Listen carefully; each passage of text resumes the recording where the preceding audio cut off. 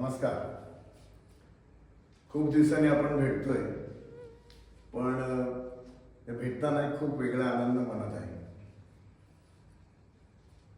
कालच झालेल्या रामनवमीच्या मुहूर्तावर डोळ्यासमोर काम केलेली एक छान गोष्ट, एक छान वस्तू तुमच्या सगळ्यांसमोर थोडी विस्ताराने मांडावी म्हणून आज तुम्हाला भेटायला आलो. चतुरंगाच्या ऍक्टिव्हिटी बद्दल तुम्ही सगळेच जण बऱ्यापैकी अनुभवून आहात, जाणून आहात, वाचत तर नेहमीच असाल. चतुरंगाच्या निवासी अभ्यास वर्ग या उपक्रमाला आत्ताच 30 वर्ष पूर्ण झाली आणि सर्वोत्तम विद्यार्थी गोडबोले पुरस्कार या उपक्रमाला 25 वर्ष पूरी झाली. निवासी वर्गाबरोबर निर्धार निवासी वर्गाच्या संदर्भातली जी निवासाची योजना मार्गत केली त्याला 20 वर्ष पूरी झाली. या सगळ्या टप्प्यांची एकत्र गोष्ट लक्षात घेताना असं आलं की ह्या टप्प्यावर आपण विद्यार्थ्यांसाठी वेगळं काय करू शकतो. आणि मनामध्ये एक छान गोष्ट निर्माण झाली की चतुरंगाच्या या अभ्यास वर्गातल्या गेलेल्या सगळ्या विद्यार्थ्यांना आपण विद्यार्थी संमेलनासाठी एकत्र बोलावलं तर ती या टप्प्यावर केलेली संयुक्तिक गोष्ट होईल का. आतल्या आवाजाने उत्तर दिलं की यस, खूप योग्य टप्पा आहे. आणि म्हणून कोकण अभ्यास वर्गाचं विद्यार्थी संमेलन आपण सुनिश्चित केलं आणि गेल्या साधारण 1.5-2 महिन्याच्या तयारीनंतर आत्ता साधारण त्याचा जवळजवळ 95% भाग अगदी पूर्ण आखणी झालेला आहे. तो तुमच्यासमोर सविस्तर सांगावा असं मला आहे. आणि ते सांगण्यासाठी कालचा रामनवमीचा मुहूर्त आणि आज तुम्हा सर्वांची भेट हे त्या आनंदाचं मुख्य कारण आहे. तुम्हाला सगळ्यांनाच कल्पना आहे की चतुरंगाच्या या 51 वर्षाच्या ऍक्टिव्हिटीमध्ये आपण अनेक उपक्रम केले. उपक्रमांचा नंबर बघितला तर तो 61 आहे. केलेले जे छोटे छोटे वेगळे छोटे मोठे इव्हेंट्स धरले त्या इव्हेंटची संख्या 1800हून जास्त आहे. आपण संबंध महाराष्ट्राची ठिकाणं वापरली ती 237 आहेत. आणि आतापर्यंत येऊन गेलेले सगळे मान्यवर आहेत. ह्या मान्यवरांचा संख्या ही 1200 याच्यापेक्षा जास्त आहे. मनात येऊन गेलं की विद्यार्थी संमेलन करताना ही जी एवढी मोठी संख्या आपण केली यांचं या विद्यार्थी संमेलनाबरोबर काही सांगड घालता येईल का, याचा काही चांगला उपयोग चतुरंगाला करून देता येईल का. आणि मग त्यातून आपण या संमेलनाचा एक उद्दिष्टाचा भाग निश्चित केला. ते उद्दिष्ट 3 अँगल्स आहे. एक म्हणजे हे सगळे विद्यार्थी एकत्र आले तर आपण कोण कोण होतो, कुठे कुठे होतो, कुठले कुठले होतो आणि काय काय शिकलो हे त्यांचं एकमेकांना खूप चांगल्या प्रकारे माहिती होईल. म्हणजे असं आहे की एकाच गावातला विद्यार्थी समजा तो 96 साली आलाय तर 2003 साली, 2009 साली, 2014 साली आणि काल संपलेल्या 2025 साली माझ्या गावातनं कोण कोण आले या वर्गात हे या निमित्ताने त्याला कळणार आहे. त्याच वेळेला कोणी कोणी कुठल्या कुठल्या क्षेत्रात चांगलं काम केलंय याबद्दलचा त्यांचा एकमेकांशी परिचय होणार आहे. तर अशी अभ्यास वर्गाची ऍक्टिव्हिटी या विद्यार्थी संमेलनामध्ये आपण जास्त फोकस करायचं ठरवलेलं आहे. आणि या ऍक्टिव्हिटी मधला ठळक भाग म्हणून आपण जो शैक्षणिक अभ्यासक्रम उपक्रम म्हणतो त्याच्यातले उपविभाग आहेत. त्यातला एक निवासी अभ्यास वर्ग जो आपण केवळ जरा जास्त हुशार मुलांचा त्याची परीक्षा घेऊन निवड करून करतो तो अभ्यास वर्ग. थोडे कमी मार्क असतात पण मुलाला कुठेतरी कॉन्फिडन्स असतो की मी काहीतरी मला मिळालं तर चांगलं करीन, चांगली उमेद बाळगेल, म्हणून मग थोडेसे कमी मार्क असलेल्या विद्यार्थ्यांसाठी निर्धार निवासी वर्ग करतो. उत्तम पद्धतीने आपलं विद्यार्थीपण सिद्ध करणारी बहुपैलू अष्टपैलू अशी जी मुलं असतात त्यांना या संदर्भात आपण सर्वोत्तम विद्यार्थी गोडबोले पुरस्कार या पुरस्काराने सन्मानित करतो. हे 3 घटकांच्या जोडीला तर गुणवंत विद्यार्थी गौरव आहे, मैत्र सोहळा आहे, नव्याने सुरू केलेली स्मार्ट स्टडी स्किल स्कीम आहे. पण याच्यामध्ये अजून एक घटक आहे की या सगळ्या विद्यार्थ्यांच्या बरोबर आपण शिक्षकांचं सुद्धा कधीतरी ट्रेनिंग घेण्याचा प्रयत्न केला. 3 वर्ष काम केलं. 120 शिक्षक या आपल्या अभ्यास वर्गात येऊन गेले. या सगळ्यांना समाविष्ट करणारं असं हे संमेलन आपण वर्कआउट करायचं ठरवलंय. आता याच्यामध्ये आपण लक्षात घेतलं तर निवासी अभ्यास वर्गात आतापर्यंत आपल्याकडे येऊन गेलेल्या विद्यार्थ्यांची संख्या 1700हून अधिक आहे आणि निर्धार निवासी वर्गाची संख्या 800 म्हणजे जवळजवळ 2500 विद्यार्थी वहालच्या शाळेच्या मातीचा टेळा लावून गेलेले आहेत. आणि आपलं सर्वोत्तम विद्यार्थी गोडबोले पुरस्काराचा जो एवढा विचार सगळा आपण केला त्याच्यामध्ये जवळजवळ 658 विद्यार्थ्यांना आपल्याला सन्मानित करता आलं. ही संधी चतुरंगला मिळाली. ही संधी किती 110 शाळांनी आपल्याला दिली. हे थोडं बोलायचं, ज्यांच्या हयातीत त्यांच्या नावाचा पुरस्कार आपण सुरू केला, आज त्यांच्या पश्चात करावा लागतोय, पण तरी त्यांची प्रेरणा आपल्या मनात तेव्हापासून आजपर्यंत आहे तशीच आहे. किती मोठी मान्यवर माणसं येऊन गेली बघा. रघुनाथ माशेलकर आहेत, अनिल काकोडकर आहेत, नरेंद्र जाधव आहेत, अरविंद इनामदार आहेत, अशोकराव मोडके आहेत, शिवाजीराव भोसले आहेत, अविनाश दामानिकर आहेत, मनोज जोशी आहेत. सर वाचू तेवढी नावं कमी आहेत, तरी इथे कागदाच्या मर्यादेत थोडीशीच नावं दिली. या सगळ्यांची या संमेलनामध्ये आपल्याला छान गारबेट घालून देता यावी, आणि म्हणून या सगळ्याची रचना करताना आपण 4 उद्दिष्ट ठेवली की आपल्याला या सगळ्या अभ्यास वर्गामध्ये आपण या आत्तापर्यंत केलेल्या कामाची उजळणी म्हणून करूया. आपण काय कमावलं, काय गमावलं. या अभ्यास वर्गातनं बाहेर पडताना आपण पुढे जे शिक्षण केलं त्याचा सर्वांना एकमेकांशी परिचय व्हावा. हे सगळं काम करताना, पुढची पावलं टाकताना याच विद्यार्थ्यांना काही अडचणी येत असतील का, त्यांच्या कामामध्ये त्यांना काही प्रश्न पडत असतील का, काही शंका येत असतील का. मग या संदर्भात त्या शंकांचं निरसन करणारी त्यांच्या क्षेत्रातली मातब्बर माणसं, त्यांना आपण बाप माणसं म्हणूया, वडील माणसं म्हणूया, मातब्बर माणसं म्हणूया, अशांची गारपेट घालून त्यांच्या मनातल्या शंकांचं निरसन करता येईल का. या सगळ्या गोष्टीत या सगळ्यांचं नातं पुन्हा ज्या वहाळशाळेशी जुळलं होतं त्या वहाळशाळेतल्या उपक्रमांची आणि आपल्या एकमेकांच्या नात्यांची याच्यामध्ये आपल्याला उजळणी पुन्हा करता येईल का. आणि मग भविष्याच्या वाटचालीत आम्ही चतुरंगवाले, आम्ही सगळे चतुरंगी हे नातं घेऊन आम्ही पुढे जाऊ शकू का. एवढ्या सगळ्या उद्दिष्टांनी आपण कोकण अभ्यास वर्गाचं विद्यार्थी संमेलन सुनिश्चित केलंय. संमेलन बरोबर सर्वांच्या माहितीत आतापर्यंत पोहोचलं असेल, पण मी पुन्हा एकदा सांगतो. शनिवार रविवार 25-26 एप्रिल म्हणजे पुढच्या महिन्यातला शेवटचा शनिवार रविवार. चौथा शनिवार सुट्टी, रविवारची तर सुट्टी आहेच, त्यामुळे येणाऱ्यांसाठी खूप सोयीचं होईल आणि परीक्षा वगैरे तर सगळ्या संपलेल्या असतील. या 2 दिवसाचा संपूर्ण कार्यक्रम म्हणजे सकाळी 8:30 ते रात्री 10, दुसऱ्या दिवशी सकाळी पुन्हा 8:30 ते रात्री संध्याकाळी 6 पर्यंत, निरोप घेईपर्यंत या पद्धतीचा हा कालावधी. आणि या कार्यक्रमाची आपली जी रचना आहे ती असणार आहे इंदिरा गांधी सांस्कृतिक केंद्रामध्ये.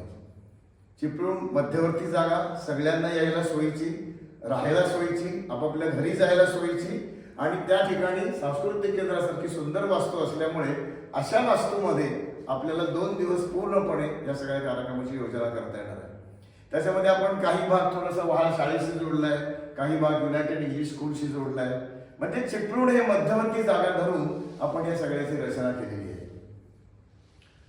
आता आपण त्या संमेलनाच्या नेमक्या सगळ्या सत्रांकडे जाऊया. त्यातलं जे पहिलं, ज्याला आपण औपचारिक उद्घाटन सोहळा म्हणतो, त्या औपचारिक उद्घाटनासाठी आपल्याला मिळालेली 2 मान्यवर मातब्बर माणसं.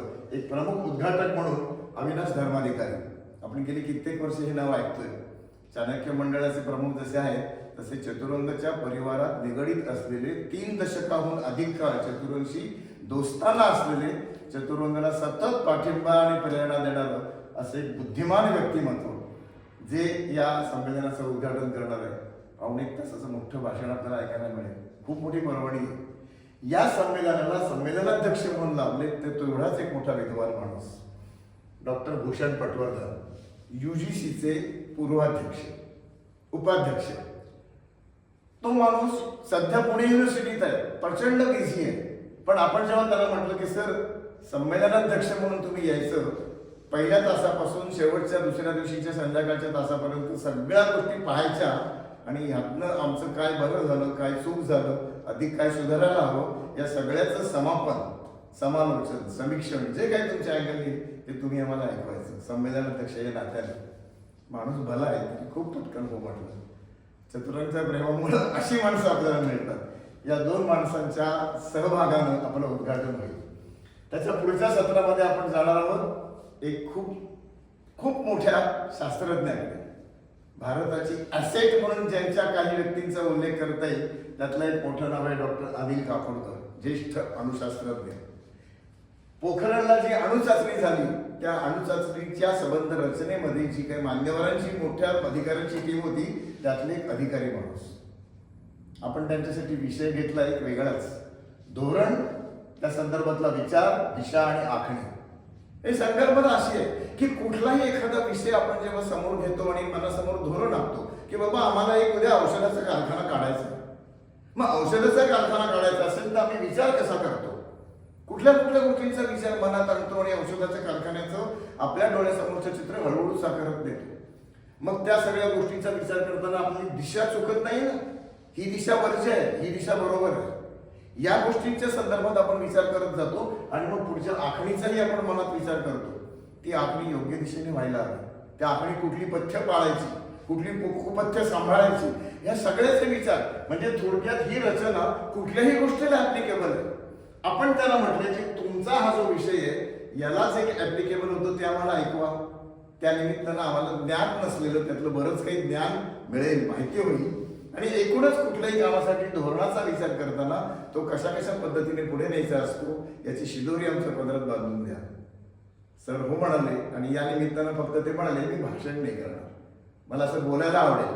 मग ते बोलण्यासाठी आपण म्हटलं की मुलाखत करूया आणि या मुलाखतीला एक संवादक म्हणून ज्ञानप्रबोधिनीचे एक तरुण पण विख्यात, फार लहान वयात मोठं नाव मिळालेला एक खूप चांगला शिक्षक माणूस आदित्य शिंदे, त्यांनी ही मुलाखत घ्यायला खूप कबूल केले. तुमच्यापैकी अनेकांना हा माणूस परिचितही आहे नक्की, त्यामुळे ऐकल्यानंतर तुम्हाला नक्की हायचं वाटलं असेल.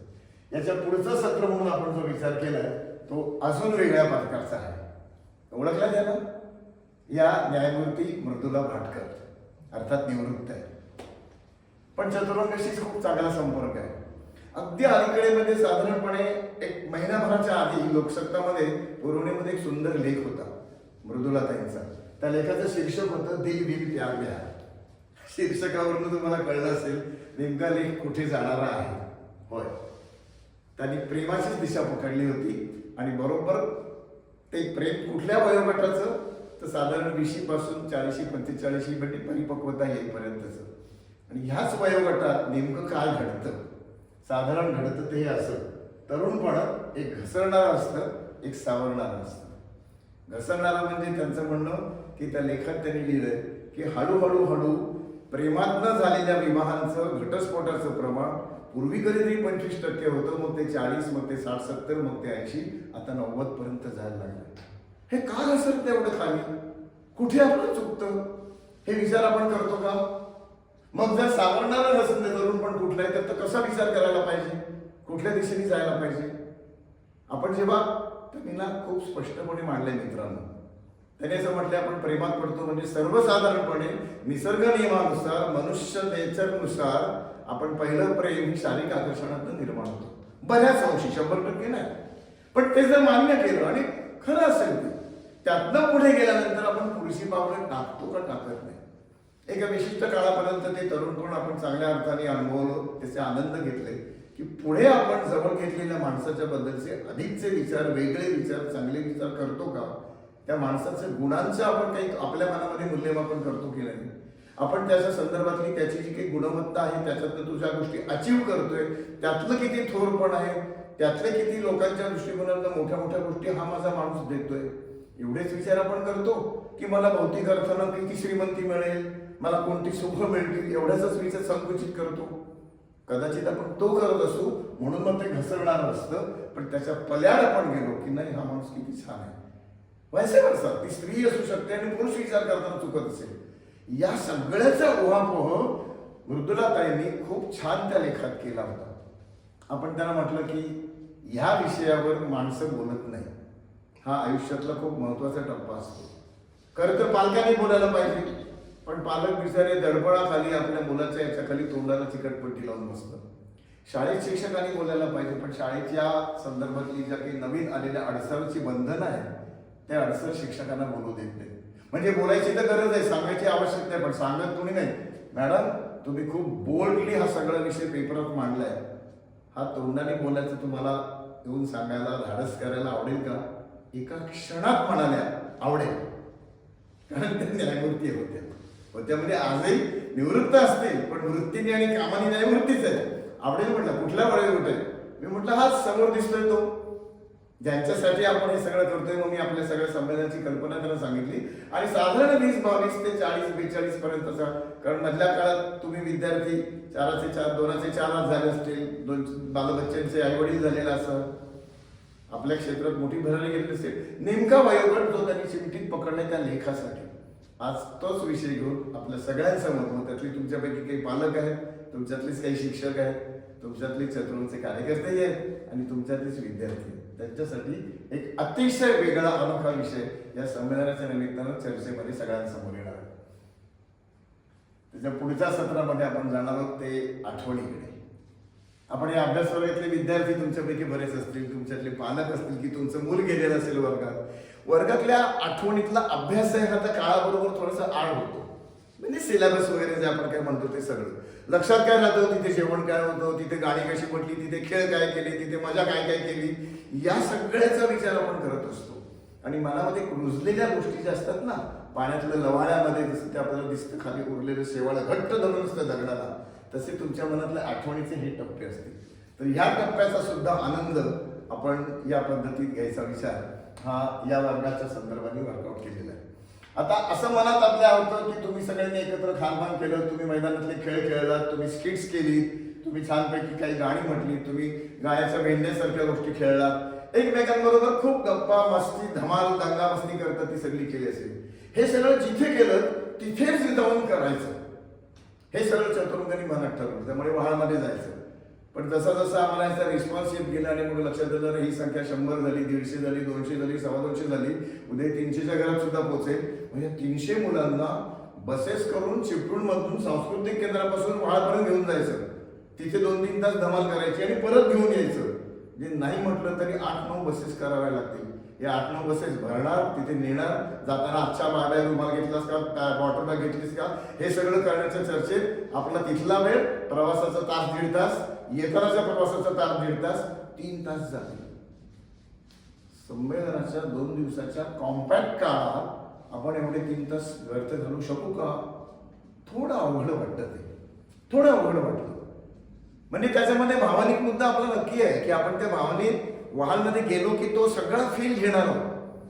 पण मग तो फील देण्याची कल्पना मनात चतुरूंची आली आणि चतुरूंच्या मनात ती कल्पना आल्यानंतर चतुरूंनी विचार केला की भावना तर पोहोचवता येते, त्या फील्डमध्ये तर नेता येते आपल्याला सगळ्यांना, पण हे प्रवासाचा वाचवलेला जो 1.5-2 तासाचा किंवा टोटल वेळ म्हटला तर जवळजवळ 3 तासाचा वेळ आपल्याला वाचवता येतोय. आणि मग त्याचा आपण अधिक चांगला सदुपयोग कसा करूया, तर त्याच्या संदर्भात एक वेगळा विषय आमच्या समोर आला की AI नावाच्या सध्या आपल्या समोर उभ्या राहिलेल्या एका खूप मोठ्या संकल्पनेचं एक चांगलं दृश्य. AI तज्ञ भूषण केळकर हा विषयही आपल्या विद्यार्थ्यांच्या पैकी बऱ्याच जणांचा असू शकणार आहे, जे अभियांत्रिकीकडे गेलेले विद्यार्थी आहेत त्यांच्या संदर्भात. पण जेव्हा आम्ही ह्या माणसाला भेटलो, आता ह्या क्षेत्रातली 4-5 नावं आपण पटकन सांगू शकतो. अच्युत गुडगुले आहेत, आनंद देशपांडे आहेत, भूषण, असे आणखीन अनेक आहेत. ह्यातल्या कुठल्या तरी माणसाने आपल्या इंजिनिअरिंगला गेलेल्या मुलांच्या संदर्भातलं सत्र करावं ही कल्पना होती.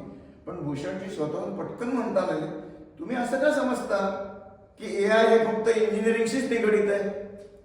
आयुष्याच्या प्रत्येक आस्पेक्टशी इंजिनिअरिंगचं हे AI तुम्हाला चिकटणार आहे आयुष्यात येऊन. त्यातली कुठलीही गोष्ट आयुष्यातली तुम्हाला दूर ठेवणार नाही. Every aspect of your running life is get concern with this AI new coming thing.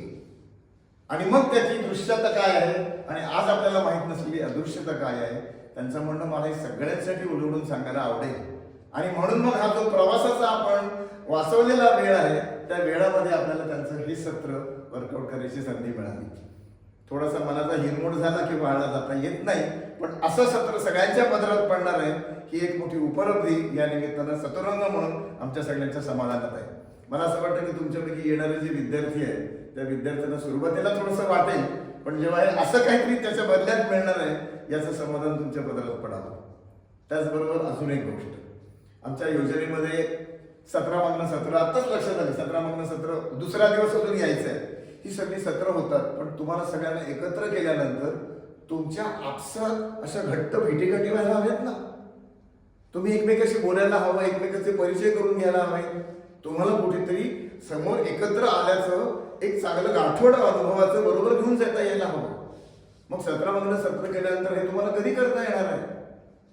आम्हाला असं वाटतं की ह्या वाचवलेल्या 2.5-3 तासातला एक 1.25 तास 2 तास पुन्हा तुम्हाला देता येणार आहे की भेटा एकमेकांना.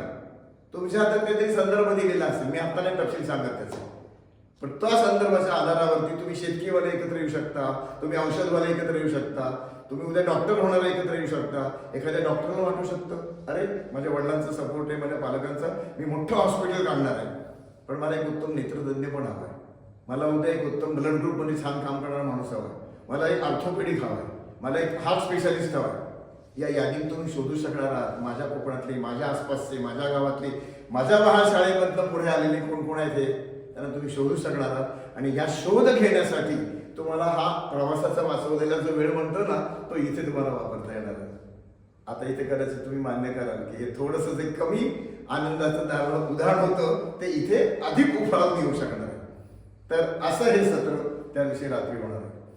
आता संपल्यानंतर काही जण जे घरी जाणार आहेत त्यांना जाण्यासाठी थोडा वेळ द्यायला हवाच. मग तो वेळ देण्याची संकल्पना म्हणून जेवण झाल्यानंतर तुम्ही सगळेजण आपापल्या घरी जाऊ शकणार आहात. कारण दुसऱ्या दिवशी सकाळी पुन्हा तुम्हाला 8:15-8:30ला नाश्ता करून हजर राहायचंय. आपण दुसऱ्या दिवशीची सुरुवात प्रार्थनेने करणार आहोत. आपण निवासी वर्गात कुठल्याही कॅटेगरीतले असो, आपण सकाळी प्रातस्मरण केलं आणि पुढच्या सगळ्या ऍक्टिव्हिटीला सुरुवात केली. प्रातस्मरण करून आपण पुढच्या सकाळच्या सत्राकडे वळणार आहोत डॉक्टर प्रसाद देवधरांच्या. तुमच्यातल्या काही जणांना हा माणूस भेटलेला असेल. आपल्या कोकणातलं जे झाराप म्हणून जे गाव आहे त्या झारापमध्ये भगीरथ प्रतिष्ठान नावाची संस्था या माणसाने 20-25 वर्षापूर्वी सुरू केली. उद्देश ग्रामविकास, ग्रामोद्धार आणि ग्रामविकासाची जेवढी म्हणून गोष्टी असतात तेवढ्या सगळ्या फळ्या या माणसाने आपल्या कामाचा विभाग केला. ते गुरांवर काम करतात, शेळ्यांवर काम करतात, कोंबड्यांवर काम करतात, जलसंधारणावर काम करतात, त्याचबरोबर शेतीवर काम करतात, त्याचबरोबर माणसांच्या जीवनशैलीचा आनंद त्याला कसा घेता येईल काम करतात, बायोगॅसवर काम करतात, महिलांनी शिक्षित होऊन पुढे आणखी काय काय करावं या सगळ्यावर ते काम करतात. हा माणूस कोकणात राहून घट्ट पाय रोवून या सगळ्या गोष्टी करतो. त्यांचं म्हणणं आहे की तुम्ही बाकी सगळी सत्र घ्या, पण कोकणातून शिकून बाहेर पडलेली ही सगळी मुलं पुन्हा कोकणाशी कनेक्टेड राहतात का? आपल्या गावाशी, आपल्या तालुक्याशी, आपल्या जिल्ह्याशी, आपल्या कोकणाशी. म्हणजे त्यांनी दिल्लीत जाऊन झेंडा लावला, मान्य आहे, उत्तम अचिव्हमेंट्स केल्या, पण तरी कुठेतरी तुम्ही मिळवलेल्या ज्ञानाचे शिदोरीतले 4 कण थोडेसे बियाण्यासारखे तुम्ही तुमच्या गावच्या जमिनीत पेरताय का? ते कसे पेरायला हवे, कसे पेरता येतील, त्यासाठी काय करता येईल याच्यावरची खूपशी सोल्युशन त्यांच्याकडे आहे. ती मांडण्याकरता त्यांचं सत्र आहे माझं आणि कोकणचं नातं, म्हणजे तुमचं आणि कोकणचं नातं. ते फक्त आठवण करून देणार आहे तुम्हाला. तर असं एक त्यांचं सुंदर सत्र या निमित्तानं आपल्याला अनुभवायला मिळणार आहे. आपण पुढचा संबंध ह्या सत्रातला ज्याला आपण एक हार्ट ऑफ द बॉडी असं म्हणूया, हे जे सगळं संमेलन आहे या संमेलनातला हार्ट पॉइंट कुठला आहे तर वेगवेगळ्या क्षेत्रातले तुम्ही जे आहात ना, या तुम्हाला सगळ्यात माहिती द्यायला, शिकवायला वेगवेगळ्या क्षेत्रातले मान्यवर हजर असणार आहे. कारण तुमचे ग्रुप करणार आहोत आपण. तुमच्यातले इंजिनिअरिंगवाले वेगळे, तुमच्यातले उद्योगधंदावाले वेगळे, तुमच्यातले डॉक्टर्स वेगळे, तुमच्यातले शेती करणारे वेगळे, तुमच्यातले विद्यार्थी वेगळे, अशा वेगवेगळ्या सत्रांमध्ये मात्र तुम्ही एकाच वेळी सगळे वेगवेगळ्या ठिकाणी बसणार आहात. तुमच्यातले डॉक्टर लोकांशी डॉक्टर तात्याराव लहानेंसारखा बुजुर्ग माणूस बोलणार आहे. तुमच्या क्षेत्रात बिईंग अँड डॉक्टर तुम्हाला जे प्रश्न पडले, ज्या शंका आल्या, ज्या अडचणी आल्या, भविष्यात तुम्हाला कुठल्या तरी गोष्टीवर सोल्युशन्स हवेत, या सगळ्या गोष्टीबद्दल तुम्ही डॉक्टरांसमोर बसून 2 तास गप्पा मारू शकणार. 2 तास. बघा, नॉर्मल कोर्समध्ये यातला कुठलाही माणूस भेटायचा म्हटला तर आपल्याला तो फक्त टीव्हीच्या फ्रेममध्ये दिसतो, वर्तमानपत्रातल्या बातमीमध्ये दिसतो, किंवा कुठल्या तरी मुलाखतीचं परीक्षण वाचलं आणि मॅगझिनमध्ये वाचलं तर तिथे भेटतो. इथे तुम्हाला तो माणूस थेट भेट, थेट संवाद, एक चांगली ऑपॉर्च्युनिटी आहे. चतुरांना फक्त आनंद आहे की चतुरांच्या परिचयाची माणसं तुमच्यापर्यंत आणून पोहोचवण्याचं. तुमचं त्यांच्या 2 तासाच्या एकमेकाच्या सान्निध्यात ही एक मोठी शिदोरी तुम्ही घेऊन जाऊ शकणार. शिक्षकही नेतील, विद्यार्थी नेतील आणि तुमच्यातले जे उत्सुक बाकी कार्यकर्ते आहेत तेही तिथले घेऊन जाऊ शकतील. बघा ना, डॉक्टरी क्षेत्रासाठी तात्याराव लहाने, उद्योजकता क्षेत्रासाठी विठ्ठल कामत, हॉटेलियर म्हणून फेमस आहे, पण एकूणच उद्योगधंद्याच्या ज्ञानातला बाप माणूस आहे. प्रशासन क्षेत्रातलं काम करणाऱ्या metro woman Ashwini Bhide, IAS झाल्यानंतर पहिल्यांदा पोस्टिंग मिळालं ते कोकणात मिळालं त्यांना. तिथे येऊन त्यांनी पहिली आपली कारकीर्द सुरू केली. नंतर कोकणात अनेक ठिकाणी फिरत फिरत आता मंत्रालयात गेल्या, मुख्यमंत्र्यांच्या प्रधान सचिव झाल्या. पण त्यांचंही स्वतंत्र एक वेगळं सत्र असणार आहे. आर्थिक क्षेत्रातल्या बऱ्याच घडामोडी आपण पेपरात वाचतो, टीव्हीवर ऐकतो. आर्थिक क्षेत्रातलं जागतिक तज्ञता ज्यांनी स्वतःकडे प्राप्त केली अभ्यासाने, लेखनाने, व्याख्यानाने, असे दीपक करंजीकर आपल्याला उपलब्ध असणार आहे. मग अशी भूषण केळकरांबद्दल सांगितलंच. AI या क्षेत्रातल्या अभियांत्रिकीशी कनेक्टेड असलेल्या विद्यार्थ्यांबरोबर फक्त तेवढ्या मुलांच्या संदर्भातल्या गप्पा मारायला भूषणजी असणार आहे. आणि एक संमिश्र कॅटेगरी आहे ज्याच्यामध्ये विद्यार्थी जगत आहे, शिक्षक जगत आहे, त्याच्याबरोबर त्यांचं कला आहे, साहित्य विषय आहेत, अनेक विषय वेगवेगळ्या पद्धतीचे घेतले. या सगळ्या संमिश्र क्षेत्रासाठी डॉक्टर सागर देशपांडे असतील.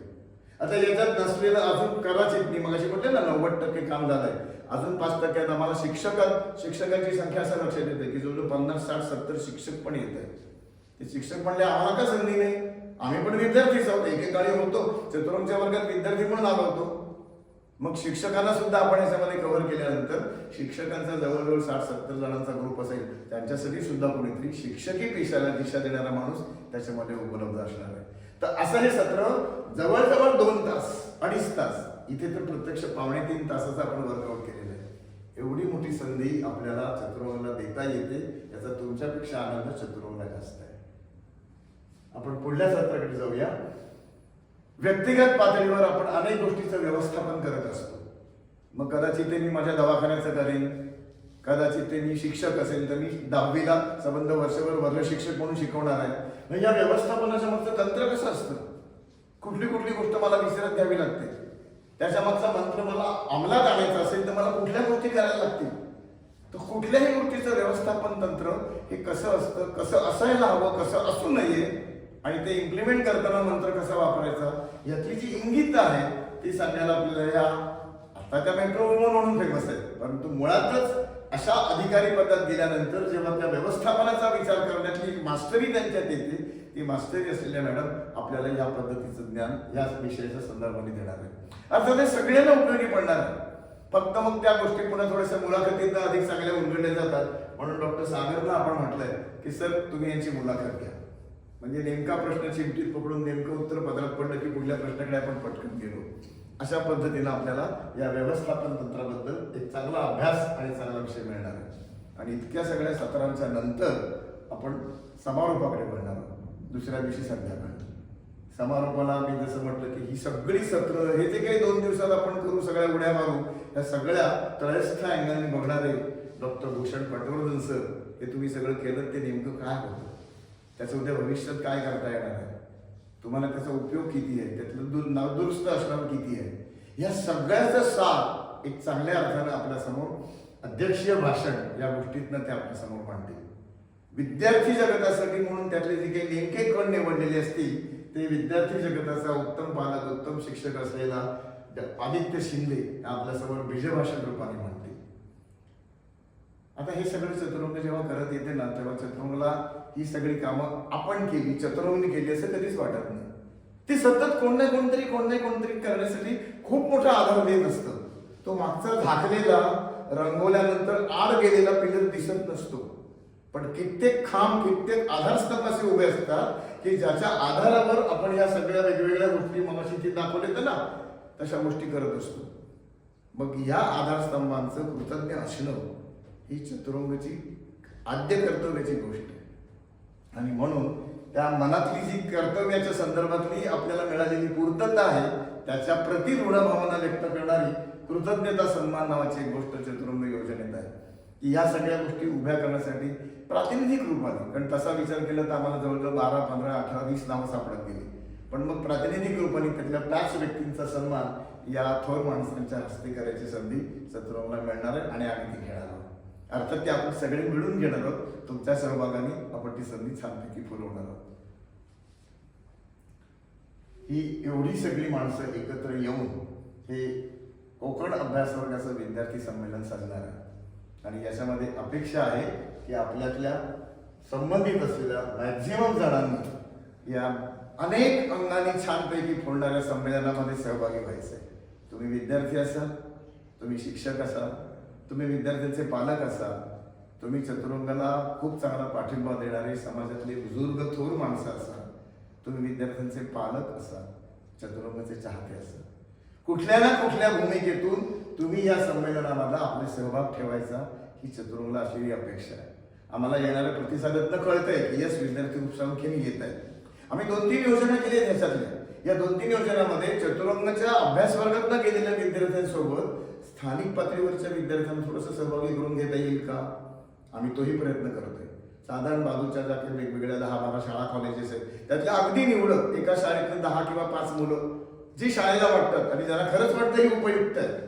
आम्हाला असं वाटतं की जसं आम्ही सगळ्यांना देतो, भले तो चतुरंग वर्गातला नसेल का, पण उद्या सुद्धा आशादायक विद्यार्थी असेल, विद्यार्थिनी असेल तर तिला ही सगळी गोष्ट मिळावी म्हणून अशाही विद्यार्थ्यांना, पण त्याच्यासाठी वर्गातनं आलेले जे विद्यार्थी आहेत त्यांनी पहिले नाव नोंदणी करणं गरजेचं आहे. कारण आम्ही ठराविक काही दिवस, अजून फार तिथे माझ्या अंदाजाने मला नक्की लक्षात नाही, पण एक अजून कदाचित 8 दिवस फक्त आपण वाट पाहू. त्याच्यानंतर मात्र या लोकांना आपण संधी देणार आहोत. जसं मी शिक्षकांचा मगाशी उल्लेख केला, शिक्षक म्हणालेच ना की आम्ही शिक्षक नाही, आम्ही सुद्धा विद्यार्थीच आहोत. आणि या संमेलनासाठी तर आम्हाला विद्यार्थी पण मुद्दा तो शर्ट अंगात घालायला नक्की आवडेल परत विद्यार्थीपणाचा. त्यामुळे शिक्षकांचाही प्रतिसाद आहे.